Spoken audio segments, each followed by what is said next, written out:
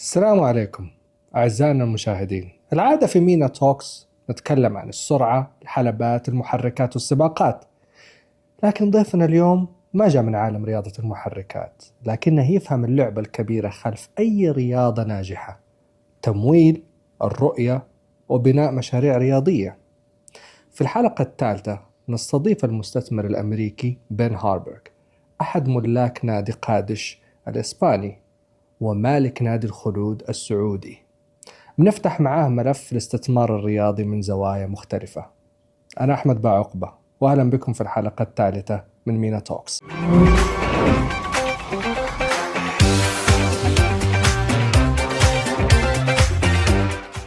Mr. Ben, welcome to Mina Talks. It's good to be with you. Thank you very much. How you been? Doing well. Busy days. No time to sleep. No time to eat. Well, hopefully you get some rest tonight. Tonight I'll try. Mr. Ben, you've built companies. You're a co-owner of Cadiz, and you're the full owner of Nadi الخلود in Saudi Arabia. And today I'm not here to talk with you about your business and your adventures into the commerce. I'm here to talk about Ben's story. If it's worthy of being told, I appreciate your interest. So tell us please more about yourself. People ask me, where are you from? I would say I'm a global citizen. I'm American by birth. I'm a fourth generation New Mexican, made famous by movies like Breaking Bad and our TV shows called Breaking Bad and things like that. But Oppenheimer. But at heart, I'm a global citizen. I left the United States when I graduated from college in 2006, and I've lived out in the world since then. I lived in Europe, Middle East, Southeast Asia, South Asia, East Asia, Africa, basically everywhere except for South and Central America. And so I feel like a citizen of the world. And then I have many passions. I think I split my life into three passions. I like politics, particularly international politics, but also domestic politics in the United States, state level politics, investing in technology companies and kind of the next big thing, and then sports and particularly football. That's me in a nutshell. I mean, it's interesting you mentioned that. Looking at from where you came, your father used to be at the U.S. Air Force. So what made you wanting to be diverting away from that path? I actually come from a military family. My mom was a lieutenant colonel in the Army. I had two uncles that went to West Point, which is one of the top American military academies. My dad went to the Air Force Academy. I considered actually going into the military and even going into I was going to probably go to the Naval Academy. I think for me, there are some restrictions that come along with it. If you go to the academy, then you have to serve for 5 years afterwards. And I'm a little older than you. I think I would have been entering the military at a time when things were pretty tense. I was a senior in high school when 9/11 happened. Many of my friends enlisted and ended up in Afghanistan or Iraq. And the challenge with those types of engagements was, I think if we look at them retrospectively, there are questions about how much they did to ensure American interest and promote American security. And so there's always an ideological divide. I very much feel strongly about serving one's country and using your own skill sets to do the best possible for your home country. And for me, that's been on the diplomatic front. So I've worked in the State Department, I've worked in the Ministry of Defense in the United States, but I never worked on the front lines. And I still think about it sometimes. But for me, I think I'm a better diplomat for America than maybe a soldier. Well, speaking of diplomacy, in 1997, you went to Berlin and you have studied Islam there. What have intrigued you to take that course specifically about Islam and not any other topics? Yeah, it's a little sensitive. I haven't really spent a lot of time talking about it, but at the time, Europe was in the throes of a pretty serious terrorism kind of spat. You had you'd obviously had 9/11. You had the London bombings. You'd had bombings in Germany, and there was a lot of question marks, and people were trying to kind of understand why. What was the kind of what was behind these kind of components of what I would call kind of radical Islam. And so I really wanted to study it myself because there was a lot of misperceptions, a lot of false narratives around what Islam was, how violent a religion it really was, how much it encouraged this type of behavior. And so I embedded myself within a Muslim community in Germany. As you know, Germany has a huge Muslim community, predominantly Turkish guest workers who helped to rebuild the country after the Second World War. And I wanted to understand not just their religion, but their day-to-day life, what the integration policies were like, how national security intersect with their lives, how they were respected as Muslims. And so I really spent time and had friends from, at the time, from Turkey, from Kurdistan, from across a whole range of different traditionally Muslim countries, and studied what they called at the time Islamic sciences and Oriental philology was the literal translation, but it was studying the fundamentals of Islam, but also deep text. I mean, there was an incident that also happened when I was in Germany where at the time the Pope, a guy named Cardinal Ratzinger, the Pope, made controversial statements about Islam and about, I think, an Islamic scholar. And again, I was uniquely positioned at the time to understand the true kind of narratives because I had read that scholar, I had understand. So I tried to kind of, in anything I do, I try to achieve excellence. If that's investing in technology, if that's in the football pitch, in the boardroom. And the same was true of this. I really wanted to understand the what we call the source material, not just what was said on social media or reported in national media. I really wanted to understand deeply and understand Islam at its core. And ironically, then my first job, I got a job with a company called Boston Consulting Group. And the first thing they did is they sent me to Dubai. And so it was kind of this perfect confluence of factors and fate where I ended up in the Middle East after having studied Islam and having a great appreciation for the religion and for its people. You have stepped foot first time here in Saudi Arabia in 2007. And here you are, you're here with us again in 2025, we can say 2026. How can you see the contrast between Saudi Arabia then and today? Well, so for me, it's not a huge shock because I've been here along the way. So I was here 2007, 2008, and then we as a firm returned in 2018 to invest in technology companies in Saudi Arabia. And it's a very similar story to why we got into football in Saudi Arabia, because we really liked the fundamentals of the Saudi market. We saw that you had very high mobile penetration levels, but very low mobile payment penetration levels. We had people that were very big consumers spending a lot of money online or offline, but at the time, very low e-commerce penetration rates. So we liked the fundamentals of it. We didn't come here on a lark. We came here because we really studied the market extensively and recognized there was a unique opportunity here.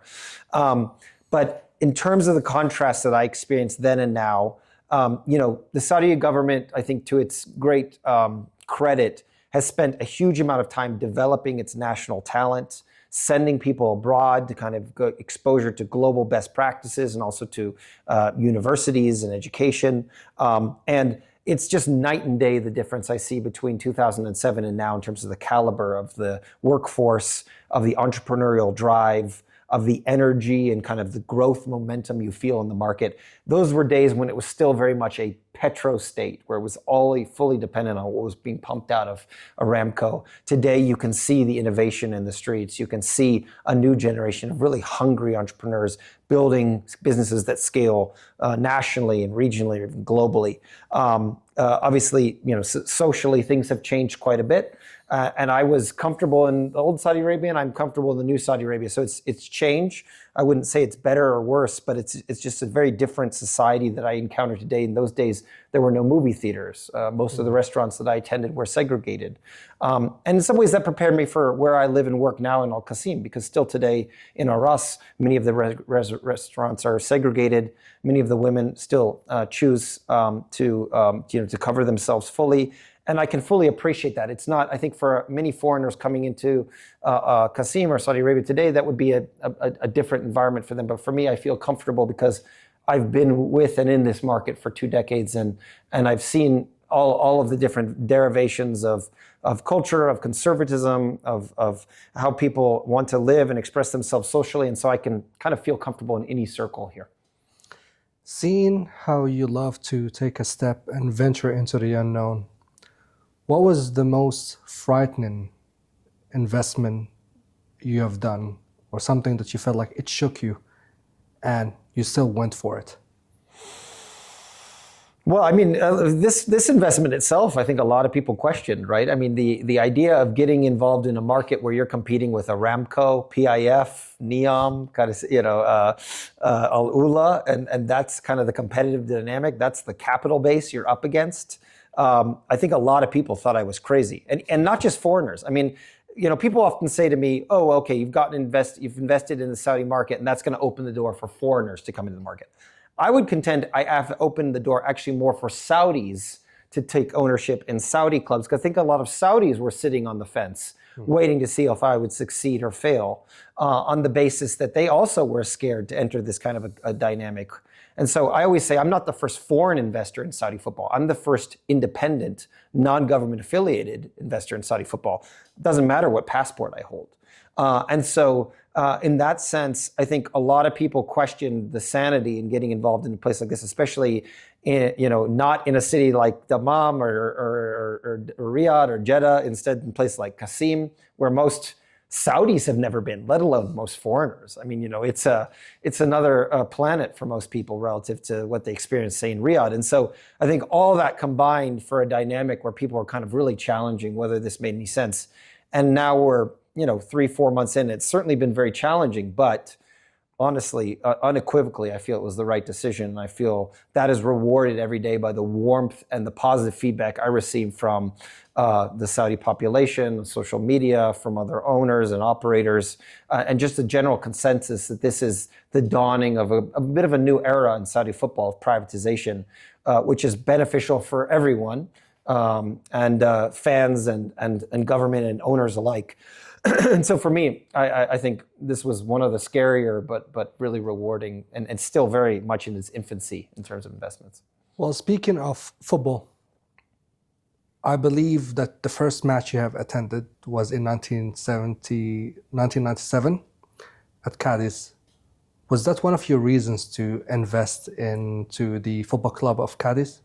Yeah, so I generally my recommendation to people in life is don't invest in your hometown club, because it clouds your judgment, right? You want to be very clinical, rational, objective when it comes to investing in your club. When when your hometown club has never won a cup and you're fixated on them winning a cup, you're going to make irrational decisions when it comes to buying players or taking strategic decisions around a club. But I will admit that Cadiz is my hometown club. However, my path to investing in Cadiz started very systematically, which was I made a decision in 2020 I wanted to invest in Spanish football. And so I literally had partners of mine who had owned and operated some of the biggest clubs in Spain. We called every single club in Spain across the first, the second, and the third divisions. And in Spain, in the third division, it kind of balloons out. So there are actually, I think at the time, maybe 5 different groups within it. Now it's been consolidated to 2. But we called all of them and we plotted all of them on a chart to say what's the best value for dollar in terms of the cost of the club relative to size of the stadium, size of the city, GDP per capita, amount of debt the club is carrying, the cash burn in the club, the legal issues the club is facing. So we really tried to be systematic about it. And I almost get sick to my stomach when something is not systematic, when it's feels very opportunistic, or I just happened to walk into somebody and this thing happened. That scares the hell out of me. I really like it when I feel like I've systematically done it. So I did a systematic process, and at the end, I actually didn't come to acquiring Cadiz. I was about to acquire another club, and then those negotiations broke down. And then at the time, I actually didn't think Cadiz would even be available. It wasn't even on my radar in the sense that I thought it was going to be too expensive and whatever. And ultimately, I was able to buy Cadiz at what I think was a best value for dollar basis across the league.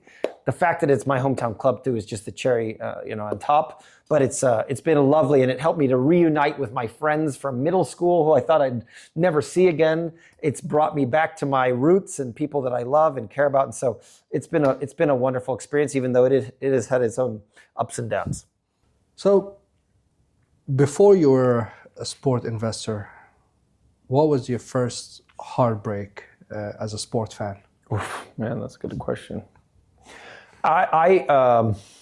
So my baseball team is called the Chicago Cubs. Oh, yeah. And I used to fly from Asia at the time I was living in Singapore, and I would fly in from Asia to watch Cubs games. I'm a total sports addict. And in 2015, I'm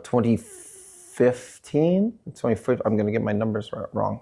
2015, I was flying in for our games when we were playing for the World Series, or trying to make it to the World Series. And that season I went to every game in the playoffs, and I flew from like Singapore to Pittsburgh for games and stuff, and we didn't make it that season. But we won the next season, which was the coolest thing ever. And I don't know if you know the history, but the Chicago Cubs hadn't won a championship in 104 years.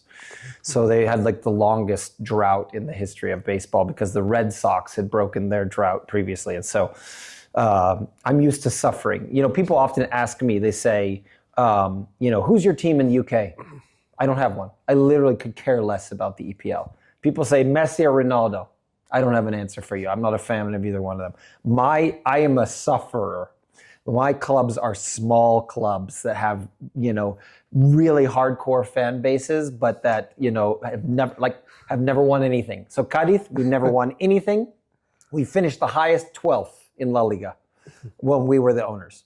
Of course, Al-Khulud never won anything, right? And then the only other club that I love in the whole world in football is a club called Bochum in Germany, which, got relegated last season, and it's about to get relegated this season down to the third division. These are my clubs. So I am a sufferer. So I say to people, if you're going to support one of my clubs, Al-Khulud or whatever, get ready to suffer. Because we're not, we're not going to ever be the club that's outspending everybody else. We're going to try to do things smartly and systematically. And hopefully you're going to see in Al-Khulud a very different type of football that is a lot more comfortable, let's say. And we score a lot of goals. In Cadiz, we don't score goals.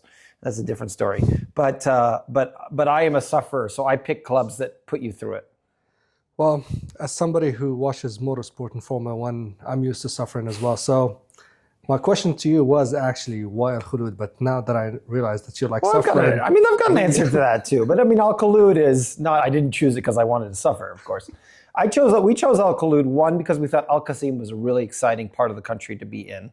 Very vibrant, incredible diaspora, mafia all over the country. So everywhere I go, I'm running into Qasimis, right? I'm running into people from Aras in every ministry and every corporate, and I'm in a bank pitching them to invest in to give us a sponsorship agreement. They said, "Oh, the CEO is from Aras," and it really is everywhere you go, which is good for a club like us, because one of the things we're trying to do is unlock a national level audience. If we were only isolated to say Najran, it's harder, because I don't meet Najranis all around the country. They're pretty isolated to that. I'm sure they're around, but I don't see them as much. With Al-Khulud and Qasimis, everywhere I go, everyone's a Qasimi, and so that gives me kind of embedded support bases as I go around the country. The other reason why we chose it really was, and I think it sounds crazy, but we liked the fact that it was an underdeveloped product. And it was a small club with a very modest history in terms of its performance on the pitch, the scale of its fan base. One of the most challenging things that people do poorly when they buy into European traditionally football clubs, and it could happen in Saudi Arabia, is they buy a big club that's fallen on hard times. And they want to be the savior of that club. They want to fix her. They want to fix what's broken in her. They want to get rid of the debt. They want to dig it out of the grave. They want to fix the infrastructure. Well, that means that they're going to spend years digging themselves out of the grave before they can ever think about growth. Or they're going to have to spend tons of money. And additionally, they're going to deal with constant fan pressure. Oh, you promised you were going to resurrect this club. You promised you'd bring us back to the championship. We used to be a proud club. You promised. And so that fan pressure is actually paralyzing, crippling, because what it does is it causes one to make, again, irrational decisions, because you're hearing so many voices on social media talking, saying, why didn't you pay for that player? Why didn't you? Yeah. You promised us you'd bring us championships, so you need to pay for those kind of players. And so that pressure and that and inheriting someone else's problems, basically, in terms of inherited fan expectations, inherited infrastructure problems, that can be crippling to a new club, to a new owner. The beauty of Al Khaloud is we're building from scratch, basically. I mean, we inherited a club that I tweeted about the other day. Apparently, I think in 2017, we were playing in the regional leagues. Yeah. And so the reason people think I'm criticizing the former administration when I talk about our infrastructure. I'm not. The simple reality is this is a club that has infrastructure that was built for the regional leagues of Saudi Arabia. When people come and look at our infrastructure, they say, this is the worst infrastructure I've seen across all three leagues of Saudi football. And that's, again, it's because simply we're that new. We're a brand new club in that sense. We have a very small fan base. I mean, we had matches last season where if they hadn't paid for fans to attend, given them money to come, there probably would have been like 3 or 4 people in the crowd. Sure. So some people would look at that and say, that's crazy. Why would you want to take over a club that has no history, no reputation, no fan base, no infrastructure?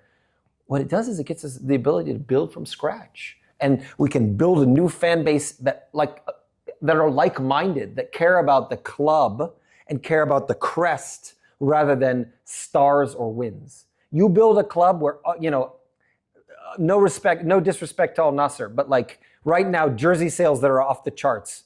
If Ronaldo leaves in a year and a half from now, which he probably will, you tell me what happens to those jersey sales. They're not sustaining at that level. They're going to sink like the Titanic. And the problem with football today is we are very much a personality-driven football world. Yeah. I saw little kids who had a Messi Barca jersey, and then a Messi PSG jersey, and now a Messi Miami jersey. But as soon as Messi leaves that club, they're not thinking about Barcelona. Of course, they're not thinking about PSG. So and then if you're a fan base who's built on wins and losses, winning the championship every year. I've experienced this. Like, I used to live in Indonesia. Every year the fans in Indonesia were a fan of whatever EPL team is winning. One year they're a Man United fan, and now Man United's on hard times. Now they're an Arsenal fan. They're a Liverpool fan. We call these bandwagon fans. We wanted to build a club where people love the crest and live and die for the crest, not because of me, not because of the players, not because of the wins, but because of what that crest represents.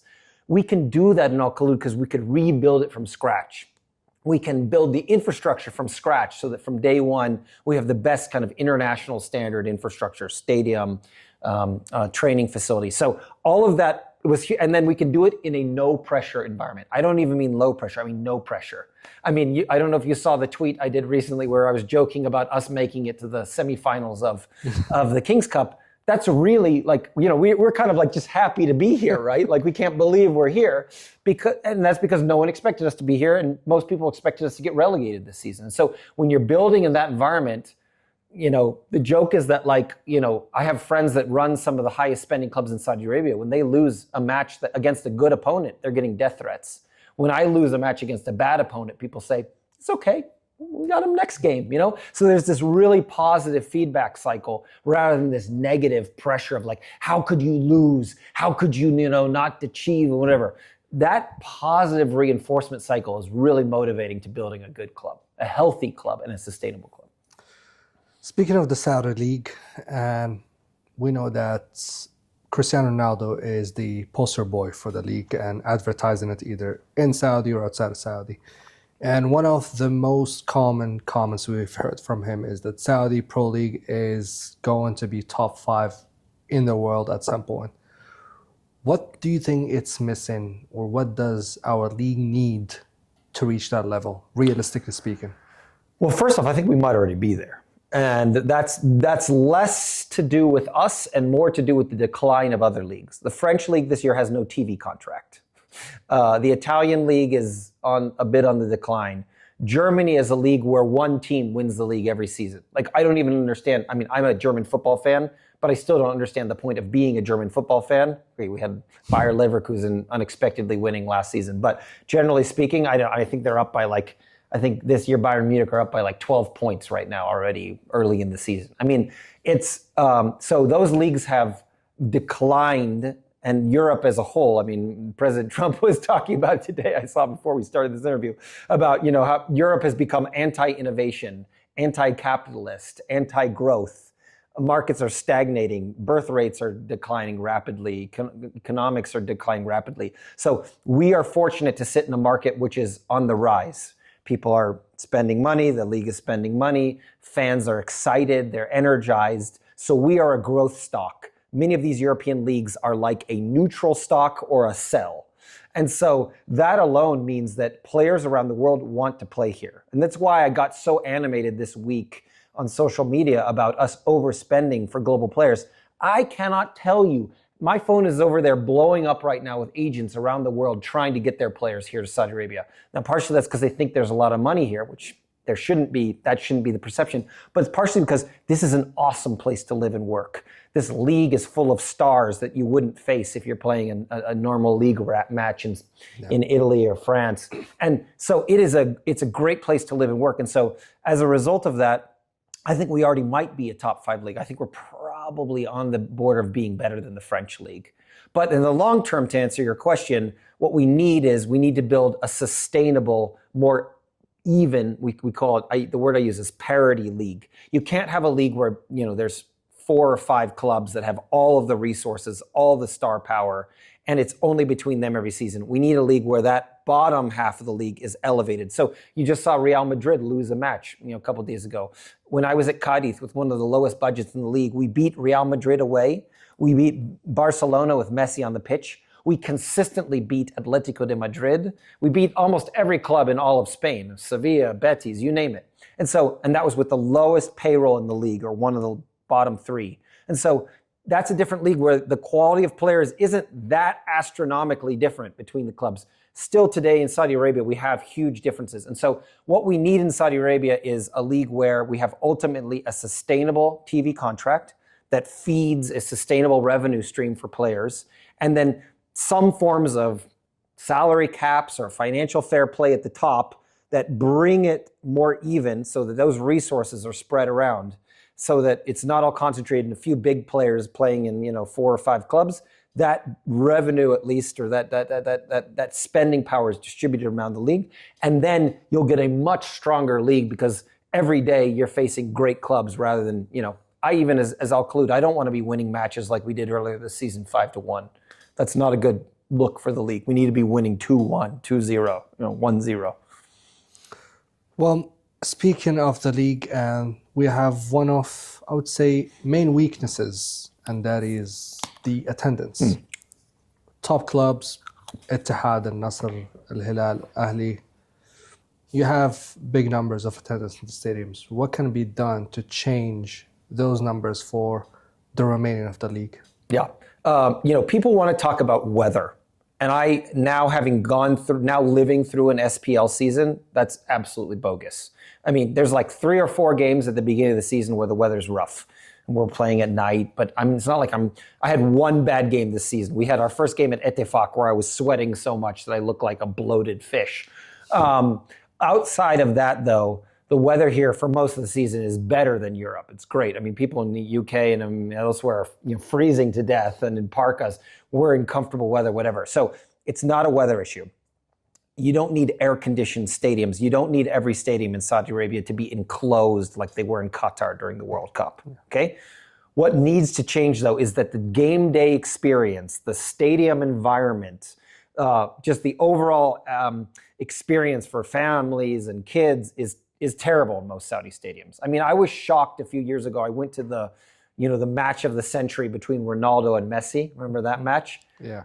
I can't remember the name of the stadium now. It was King Fahd. King Fahd? Yeah. I mean, I was shocked that players of that caliber were playing in a stadium like that. I mean, it still had kind of barbed wire fences that were kind of broken around the edges of it, dust everywhere, far from kind of downtown. Everyone kind of ran out of the stadium before the match finished so they didn't get stuck in traffic.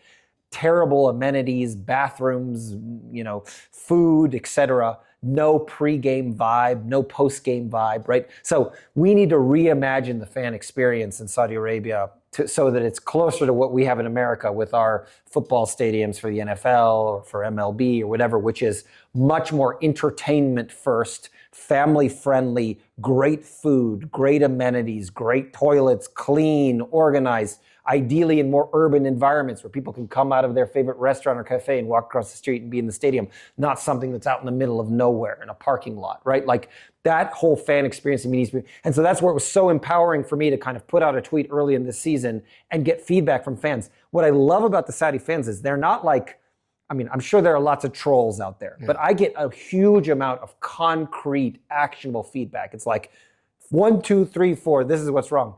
And it all underscored my hypotheses, which was all those things we just mentioned. They didn't like the paid fans who were there kind of taking up the best real estate in the stadium with a megaphone and a drum banging in your ear the whole time. They don't like the fact that most of the stadiums, including mine, don't have numbered seats.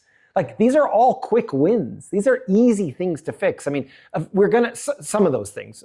Building new stadia, it takes time, and we need to reimagine that. But fixing the seating, making sure families and women feel safe because there's, security, making sure there's better food, making sure there's a fun pregame environment. We've piloted all these things now at Al-Khalood. And again, we've gone from like matches where a season ago, there were 57 fans at that match, putting aside the paid fans. This season, 1 year later, 2,000. Match against Al Hazm a few years ago, small attendance. This season, 4,000 people. So, and imagine when, hopefully, inshallah, Ittihad comes to play for the semifinals in Ras if we get the stadium allowed, and we'll have the biggest crowd ever in the history of that stadium. Well, as an Ittihad fan, I hope to be there to watch. We would love for you to come. Thank you, appreciate it. Well, one last thing I'd love to ask you. 20 years from now, what do you want people to remember about Ben Harburg as part of the Saudi culture and the Saudi Pro League? I hope we change things. I mean, I hope that we provided a bit of a spark or lit the match that changed things in a way that maybe insiders couldn't do. When you are a Saudi, it's harder for you to change some of the things or even see some of the problems in your own league. And I don't pretend to be some messiah or someone that knows better than the people in Saudi Arabia how to fix their league. I constantly am told online that many of the ideas that I'm surfacing, everyone else has had and shared. And so all I can do, though, is I can kind of try to channel those ideas to the right people.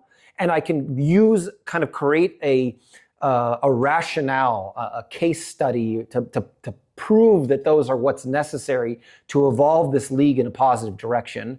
And I hopefully think that will improve the quality of the league from a competitive dynamic perspective, from a financial sustainability perspective, from a fan experience perspective. And then hopefully that then also trickles through to a better national talent development program, better academies, better youth programs, and of course, ultimately filtering up to a better national team. And that hopefully 20 years from now, and even 10 years from now, 9 years from now, when we have a World Cup here in 2034, that the national team outperforms expectations because of some of those things that we're taking root now. And so I have the ability to be, as I said, the first private owner in the league. And I think hopefully this is the beginning of a new era of privatization of all the clubs in the kingdom. And so I think ultimately even the big, many of the big name clubs, including your own, will be privatized.